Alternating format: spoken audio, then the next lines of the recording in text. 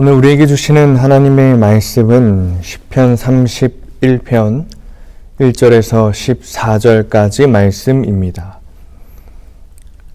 제가 읽겠습니다.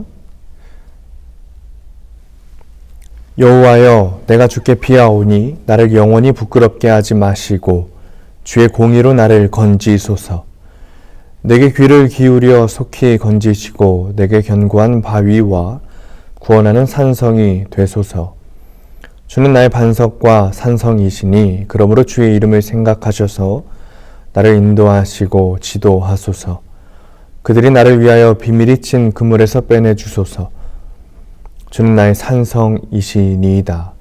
내가 나의 영을 주의 손에 부탁하나이다. 진리의 하나님 여호와여, 나를 속량하셨나이다. 내가 허탄한 거짓을 숭상하는 자들을 미워하고 여호와를 의지하나이다.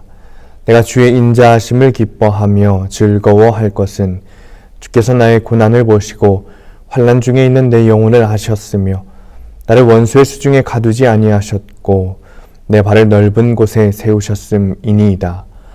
여호와여, 내가 고통 중에 있사오니 내게 은혜를 베푸소서. 내가 근심 때문에 눈과 영혼과 몸이 쇠하였나이다. 내 일생을 슬픔으로 보내며 나의 연수를 탄식으로 보내며 내 기력이 나의 죄악 때문에 약하여지며 나의 뼈가 쇠하도소이다. 내가 모든 대적들 때문에 욕을 당하고 내 이웃에게서는 심히 당하니 내 친구가 놀라고 길에서 보는 자가 나를 피하였나이다. 내가 잊어버린 바 됨이 죽은 자를 마음에 두지 아니함 같고 깨진 그릇과 같으니이다. 내가 무리의 비방을 들었으므로 사방이 두려움으로 감싸였나이다. 그들이 나를 치려고 함께 의논할 때에 내 생명을 빼앗기로 꾀하였나이다. 여호와여, 그러하여도 나는 주께 의지하고 말하기를 주는 내 하나님이시라 하였나이다. 아멘. 오늘 본문인 시편은 설교하기 참 어려운 성경 중에 하나입니다. 시편은 말 그대로 누군가 운율을 맞추어 노래하듯이 작성한 글인 시입니다. 시라는 문학은 여러 가지 비유법을 사용합니다. 그래서 굉장히 함축적인 의미를 담고 있고 그 뜻을 알기 위해서는 굉장히 많이 읽고 연구해야 합니다. 그래서 독자들은 이 시의 본래의 뜻을 제대로 해석하지 못할 때가 많이 있습니다. 설교를 준비할 때에 어떤 성경이든지 본문의 배경과 상황과 인물의 특징 등 여러 가지를 고려해서 설교자의 생각과 주장이 아니라 성경이 말하는 것이 무엇인지 알고 그것을 전달해야 합니다. 그래야 사람의 뜻이 아니라 주님의 뜻을 전달할 수 있기 때문입니다. 특별히 시편은 그런 준비를 더 많이 해야 하는 성경 중에 하나입니다. 그런데 오늘 본문인 시편 31편은 저에게 너무나도 큰 고난 앞에 서게 합니다. 그 이유는 이 시편 31편은 왜, 어떻게, 언제라는 상황과 배경이 나와 있지 않기 때문이죠. 설교를 준비하는 저로서는 굉장히 큰 고난 앞에 서게 된 것입니다. 제가 오늘 설교를 앞서 여러분에게 고난이라는 단어를 많이 이야기하는 이유를 알고 계십니까? 우리는 지금 사순절을 보내고 있습니다. 코로나19라는 바이러스로 인해서 우리에게 큰 의미로 다가오지 않지만 2월 26일 제2 수요일을 시작으로 계속해서 사순절을 보내고 있습니다. 그래서 제가 앞전에 폭풍, 광야, 즉 고통과 고난에 대해서 말씀을 전하고 있는 이유이기도 하죠. 물론 교회적으로 아주 중요한 절기인 사순절을 모여서 같이 기도하지 못하고 따로따로 예배하고 기도해야 하는 상황이 저에게는 굉장히 당황스럽고 또 안타깝습니다. 그러나 다르게 생각하면 이 코로나19라는 고난 앞에서 모여서 예배하지 못하고 기도하지 못하는 고난 앞에서 우리가 더 주님을 붙잡고 더 주님을 바라보고 주님과 동행하기를 힘쓴다면 그 어느 때보다 더 큰 은혜가 저와 여러분 가운데 있으실 줄 믿으시기 바랍니다. 오늘 본문 시편 31편을 보면 우리처럼 고난 앞에 서 있는 사람을 보게 됩니다. 사람은 누구나 본인이 겪는 고난이 가장 크고 가장 어려운 고난이라고 생각합니다. 그런데 시편 31편을 보면 어쩌면 이 시편 31편의 저자 앞에 서 있는 고난은 우리 앞에 있는 고난보다 더 큰 고난일 수 있겠다 싶습니다. 아까도 말씀드렸지만 이 사람이 왜 이렇게 고난을 겪게 되었는지 설명은 없습니다. 또 어떤 고난을 겪고 있는가 구체적인 내용도 없습니다. 그러나 이 고난이 저자에게 얼마나 큰 스트레스와 힘듦으로 다가오는지 9절과 10절을 보면 알 수 있습니다. 새번역 성경으로 보면 저자는 이렇게 말합니다. 울다 지쳐 눈의 시력을 잃었습니다. 몸과 마음의 활력을 잃었습니다. 근육이 말라버렸고 뼈는 녹아버렸습니다. 저자 앞에 서 있는 고난이 어떤 고난인지는 모르겠습니다. 하지만 그로 인해 육체적으로 굉장히 피폐해진 상태이지요. 또 나중에는 정신적인 고통으로 그의 혼이 상했다 이렇게 말하고 있어요. 육체적인 건강은 물론이고 정신적인 위협까지 받게 된 모습이죠. 오늘 본문의 구체적인 배경과 상황은 누구인지 모릅니다. 하지만 우리는 이 시의 저자를 알고 있습니다. 바로 다윗이죠. 다윗은 흔히 우리가 믿음의 영웅이라고 부릅니다.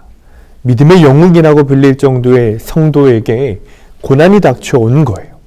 하나님이 살아계시다면 고통당하는 자의 고통을 덜어주시는 것이 원칙이고 형통함을 주시는 것이 당연한데 말입니다. 고난이라는 것은 인간이 풀기에 너무나도 어려운 숙제이고 문제입니다. 고난이라는 것은 마치 바퀴벌레와도 같습니다. 죽여도 어디선가 또 나타나죠. 온 집안을 다 뒤집어 청소해도 어디선가 나오는 것이 바퀴벌레입니다. 고난 역시 마찬가지예요. 지금 나에게 닥친 고난을 잘 해결했다 싶으면 또 어김없이 나타나는 것이 고난입니다. 고난이라는 문제에 쉽게 해답을 얻는 사람은 아무도 없을 거예요. 그런데 더 큰 문제는 우리 그리스도인들이 이 고난의 문제를 제대로 이해하지 못하고 있다는 것이 문제이죠. 교회에서는 지금의 시대를 설교 홍수의 시대다 이렇게 말하고 있어요. 설교를 듣고 싶고 보고 싶으면 그런 마음만 있다면 TV와 인터넷을 통해 마음껏 언제든지 볼 수 있습니다. 간증 역시 마찬가지입니다. 여러 매체에서 간증 프로그램을 만들었고 또 사람들을 초청해서 우리에게 그런 여러 가지 간증들을 들려줍니다. 간증하고 듣는 것은 매우 좋은 거예요. 우리에게 도전이 되죠. 그런데 문제는 대부분의 간증이 하나님은 곧 축복이시다라는 공식을 전하는 문제입니다. 이 공식을 가르치는 교회를 따르면 이 고난은, 우리 앞에 있는 고난은 도저히 용납할 수 없는 것이 됩니다. 유명한 소설가 박완서 씨는 자신의 아들을 잃었을 때 혹시 자신이 교만하여 하나님께 벌을 받은 것은 아닌가 하고 이렇게 물었다고 해요. 내가 받은 벌은 내 교만의 대가였을까? 하나님이 가장 싫어하시는 게 교만이라고 하니 나는 엄중히 그리고 마땅히 벌을 받아 이렇게 된 것일까? 누군가에게 고난이 따르면 죗값을 치르기 위해 벌을 받는 것으로 생각하기도 합니다. 또 마귀의 장난으로 생각하기도 합니다. 그러나 이 공식으로는 예수님을 잘 믿는 사람에게 따르는 고난을 설명할 수 없게 합니다. 그리스도인의 고난은 절대 존재할 수 없는 것으로 만드는 것이 이 축복의 공식입니다. 소설가 박완서 씨는 이런 사실을 깨닫고는 이렇게 말했어요. 내가 교만의 대가로 이렇게 비참해지고 고통받는 것은 당연하다고 치자. 그럼 내 아들은 뭔가? 창창한 나이에 죽임을 당하는 건 가장 잔인한 최악의 벌이거든. 그 애가 무슨 죄가 있다고 그런 벌을 받는단 말인가? 이 어미에게 죽음보다 무서운 벌을 주는데 이용하려고 그 아들을 그토록 준수하고 사랑 깊은 아이로 태어나게 하셨더란 말인가? 하나님이란 그럴 수도 있는 분인가? 100번을 거듭해 보아도 박완서 씨의 물음이 옳다고 생각됩니다. 정당하고 솔직한 물음이죠. 그러나 앞에서 말한 하나님은 곧 축복이라는 공식으로는 이 질문에 대한 답변은 고사하고 아예 질문조차 하지 못하게 합니다.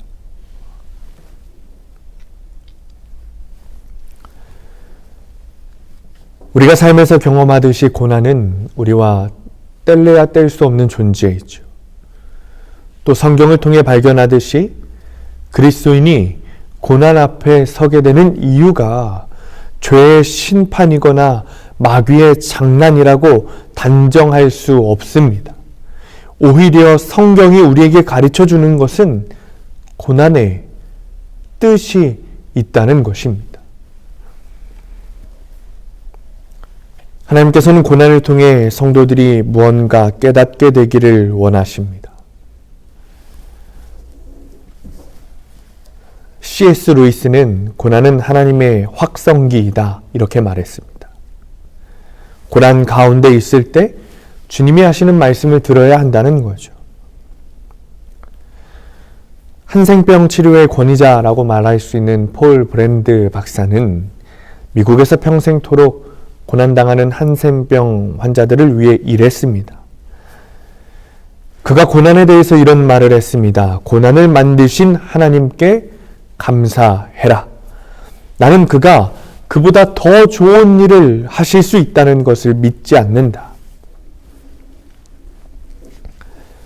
여러분 이해하실 수 있습니까? 우리는 이해할 수 없는 말입니다. 그런데 이 폴 브랜드 박사는 평생 동안 한센병 환자를 치료하면서 손에 감각이 없는 한센병 환자가 뜨겁게 달궈진 숯불 속에 손을 집어넣어 밤을 꺼내는 장면을 수도 없이 보았어요. 그래서 그는 한센병 환자의 진짜 비극은 병 자체가 아니라 고통을 아는 신경이 마비되었다는 사실이다 라는 걸 깨달았어요.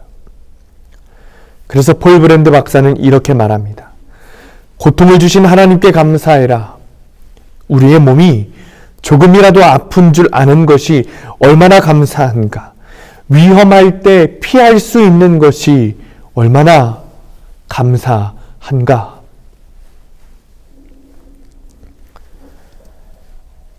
이것은 영적인 의미에서도 마찬가지입니다. 인간에게 고난이 전혀 없고 예수님을 믿는 사람에게 항상 축복만 임한다고 한다면 우리의 세상은 이상한 세계로 만들어질 것입니다. 만일 고난을 자주 주시는 하나님께 감사할 수 있다면 고난에 대해 제대로 이해한 것입니다.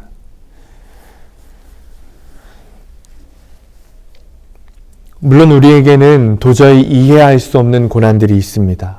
일본의 쓰나미 사건, 지금 생각해도 너무나도 가슴 아픈 세월호 사건, 지금 우리가 겪고 있는 코로나19 사태 등이 그것입니다. 이런 사건이 발생할 때마다 예수를 믿지 않아서 그랬다. 하나님의 심판이다. 라고 말하는 목회자들을 보게 됩니다. 이번 코로나19 바이러스 사태가 일어나자 한국의 한 유명한 목회자는 선교를 핍박했던 중국인들에게 내린 하나님의 벌이다 라고 말했습니다. 그러나 저는 이런 말들에 전혀 동의할 수 없습니다. 이런 이야기들은 지금 전 세계로 퍼진, 그리고 예수를 잘 믿는다고 소문난 나라에까지, 그리고 성도들에게까지 번진 이 상황을 설명할 수 없습니다. 오늘 본문을 통해 주시는 하나님의 말씀은 우리가 고난에 닥쳤을 때 우리의 반응이 어떠해야 하는가, 그리스도인의 반응이 어떠해야 하는가입니다. 본문을 읽으면 저자의 아주 혼란스러운 상황을, 그리고 정서를 읽을 수 있습니다. 좋아했다가는 울기도 하고 절망했다가는 소망을 가지는 아주 복잡한 상황이죠. 이것이 고난당한 사람의 현실입니다. 불안과 비극을 만난 사람에게 어떤 정서적인 평안이 있고 안정이 있겠습니까? 본문의 저자가 그의 고통스러운 환경에서 건져달라고 다급하게 하소연하는 장면이 10번 이상 나오는 것이 조금도 이상하지 않습니다. 그런가 하면 자신의 불행해진 상황을 놓고 너무나 괴로워서 탄식하는 장면들이 나와 있어요. 9절과 10절에서 이렇게 나와 있습니다.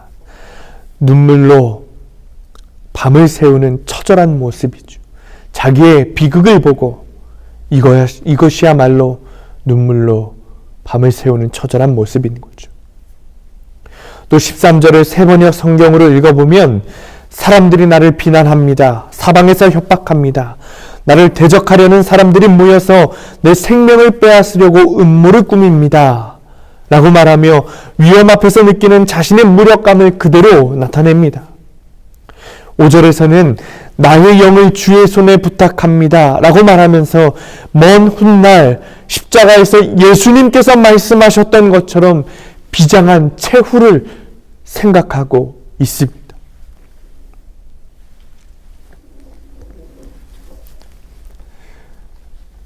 제가 문상을 갔던 장례식 중 하나가 기억에 남습니다. 제 기억에 아주 깊숙이 박힌 장례식입니다. 친구 할머니의 장례식이었습니다. 장례식에 도착하니 이상한 풍경이 보였어요. 조문하러 온 분들은 슬픈 표정을 하고 있는데 정작 상주들은 누구나 라고 할 것 없이 기쁘고 즐거워 보이는 거였어요. 상주들이 하도 웃고 떠드는 바람에 조문 온 문상객들이 민망해서 표정을 어떻게 해야 하나 고민하는 모습이 보였습니다. 장례식이 다 끝나고 이 상황에 대해 친구에게 정중히 물어보니 할머니께서 천국에 가셨는데 왜 슬퍼해야 하냐라는 질문이 저에게 되돌아왔습니다. 저는 더 이상 대답할 수 없었습니다. 저는 이 장례식을 생각할 때마다 기분이 이상합니다. 그리고 정상적이라고 생각되지 않습니다. 친구의 대답과 상주분들의 행동이 무엇을 의미하고 있는지는 알고 있습니다. 또 성경에서 역시 고난 속에서 기뻐하라고 말하기도 했습니다. 그러나 무조건 고난과 고통을 즐거워해서 자기 학대적인 사고를 키우라고는 말하지 않았어요. 그리고 마음은 괴롭고 슬픈데 겉으로는 항상 웃고 다니는 위선자가 되라고도 말하지 않았어요. 고난을 당해 슬프고 힘들 때는 울기도 해야 하는 거죠. 아브라함은 늙어서 아내를 잃었어요. 그가 얼마나 슬펐는지 늙은 사람이 통곡을 했다. 이렇게 말하고 있습니다. 다윗은 반란이 일어나자 쫓겨가면서 세상 부끄러운지 모르고 그 점잖은 임금님이 신발을 벗은 채 티끌을 머리에 날리며 통곡했습니다. 인간은 누구나 똑같습니다. 나사로가 죽었을 때 예수님이 찾아오셨어요. 얼마 후면 이 나사로가 살아날 것을 예수님은 알고 계셨어요. 그런데 주님께서는 탄식하시고 괴로워하는 사람들 틈에 끼어 친히 비통해 하시며 눈물을 흘리셨어요. 사람은 감당하기 어려운 고난에 닥쳤을 때 누구나 오늘 본문의 저자처럼 복잡해하기 마련입니다. 그리스도인 역시 불안, 눈물, 탄식, 원망을 하게 됩니다. 그러나 이런 눈물 속에서도 예수를 믿지 않는 사람과 예수를 믿는 그리스도인 사이에는 근본적인 차이가 있습니다. 14절 말씀이에요. 여호와여, 그러하여도 나는 주께 의지하고 말하기를 주는 내 하나님이라 하였나이다. 이 반응이 고난 가운데 있는 그리스도인의 반응이어야 합니다. 우리의 반응이어야 합니다. 14절 말씀에 그러하여도 뒤에 여전히 라는 말을 넣어서 읽으면 문맥이 더 쉽게 이해할 수 있습니다. 그러하여도 여전히 나는 주를 의지하고 주는 나의 하나님이시라고 고백합니다. 고난 앞에 섰을 때 힘들고 어둡고 두려울지라도 그러하여도 여전히 주를 신뢰하고 주는 나의 하나님이시다고 고백하는, 하나님께 소망이 있습니다 라고 고백하는 그 믿음, 그리스도인에게는 그러하여도 여전히 라는 믿음이 있습니다. 다윗과 같이 그러하여도 여전히 주님을 신뢰합니다 라는 믿음이, 이 자세가 있는 거예요. 일제강점기 시절입니다. 1919년 4월 13일 일본군은 경기도 화성 제암리 사람들을 제암리 교회에 모이게 했어요. 만세 시위를 진압하던 과정에서 너무 심하게 매질을 한 것을 사과한다는 명분이었어요. 그러나 그것은 새빨간 거짓말이었습니다. 그리고 교회에 불을 질러 사람들을 죽였어요. 하나님이 살아계시다면 어떻게 그럴 수 있을까? 이렇게 하나님께 따지고 묻고 싶은 역사입니다. 그러나 그리스도인에게는 그러하여도 여전히 라는 반응이 있습니다. 어떤 어려움과 고난이 있어도 원망 대신 여전히 주님을 신뢰하겠다는 반응이 있습니다. 우리가 삶을 살다 보면 예측하지 못한 고통을 안고 괴로워할 때가 많이 있어요. 예수님을 믿기만 하면 한순간에 고통이 행복으로 변할 것이라는 믿음이 있는 사람들이 있습니다. 그러나 하나님은 자주 우리의 기대와는 다르게 인도하세요.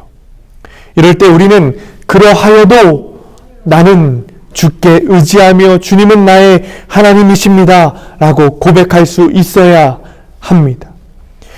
하나님께서 고난 앞에 서 있는 우리의 기도를 들으시기 전에 먼저 살피시는 것이 있습니다. 그것은 우리의 마음이에요. 하나님께서 우리를 고난 중에 여전히 있게 하실 때 나타나는 우리의 마음입니다. 사랑하는 성도님들, 우리에게 늘 고난만 있는 것은 아닙니다. 주님은 우리를 소망 가운데 두셨어요. 8절입니다. 나를 원수의 수중에 가두지 아니하셨고 내 발을 넓은 곳에 세우셨음이니이다. 8절에서 말하는 넓은 곳은 소망을 의미합니다. 주님은 고난 뒤에 올 소망 가운데 우리를 세워주셨어요. 오늘은 괴로움의 연속이지만 내일은 하나님이 반드시 인도하시고 모든 어려운 사정을 도와주실 것이라는 믿음의 소망을 가진 사람이 넓은 곳에 선 사람입니다. 고린도서 6장 9절에서 10절입니다. 새 번역 성경으로 제가 있습니다.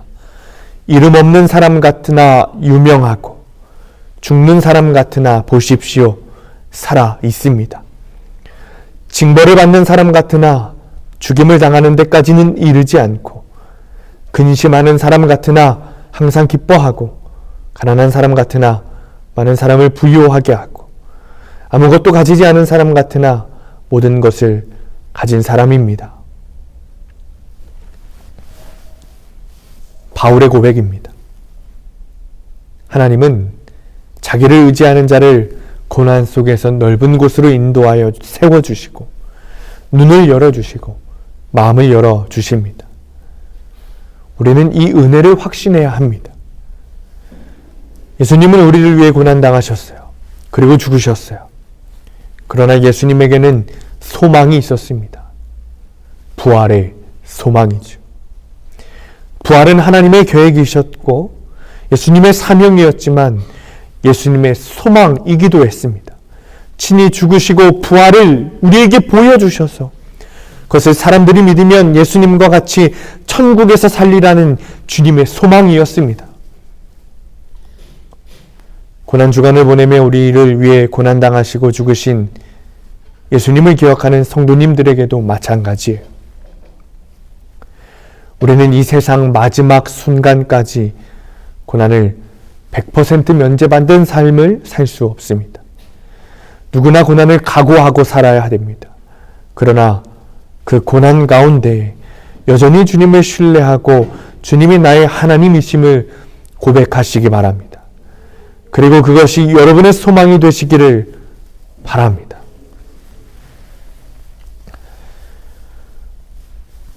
종종 여러분께 드리는 말씀입니다. 믿음은 고난에 닥쳤을 때 확인할 수 있습니다. 믿음이 있는 사람은 형통할 때나 고난을 당할 때나 여전히 주님만을 바라보는 사람입니다. 그리고 주님이 주시는 소망을 사모하는 사람입니다. 사랑하는 성도님들, 고난주간을 보내며 주님을 묵상하고 또 주님의 고난을 묵상하고 또한 삶의 고난 속에서도 그러하여도 여전히 주님을 의지하고 바라봅니다 라고 고백하며 강하고 담대하게 고난과 대결하는 성도님들 되시기를 간절히 축원합니다.